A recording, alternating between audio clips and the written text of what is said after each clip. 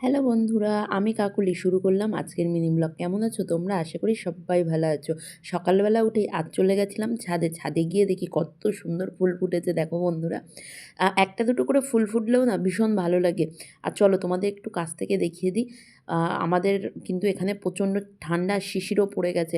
এখন বাজে প্রায় ৮টার মতো, তো তখনও দেখো শিশির পড়ে রয়েছে। আমাদের এদিকে এত ঠান্ডা না বন্ধুরা, ৬টার সময় ওঠাটা প্রচণ্ড চাপ হয়ে যাচ্ছে। আর এটাকে আমরা অশোক ফুল বলি, তোমরা কী ফুল বলো অবশ্যই জানাবে। আর এক বালতি গোলাপের মাঝখানে, লাল গোলাপের মাঝখানে একটা চন্দ্রমল্লিকা।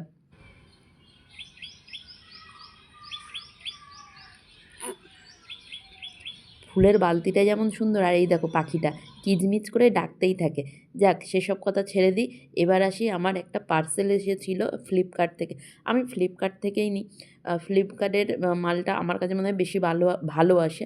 তো চলো, এটা কিন্তু ব্যাগ না, এর মধ্যে দিয়েছে একটা মেকআপ ব্রাশ। ব্যাগটাই এত সুন্দর, সবাই কিন্তু প্রথমে ভাববে এটা ব্যাগ, কিন্তু না বন্ধুরা, এর মধ্যে দিয়েছিল মেকআপ ব্রাশ। আমার মেকআপ ব্রাশগুলো নষ্ট হয়ে গেছে, তো ভাবলাম চলো, সামনে যেহেতু বিয়ে আছে, তো একটা মেকআপ ব্রাশ অর্ডার করে দিই। তো মেকআপ ব্রাশটা অর্ডার করার ২ দিনের মধ্যে দিয়ে গেছে।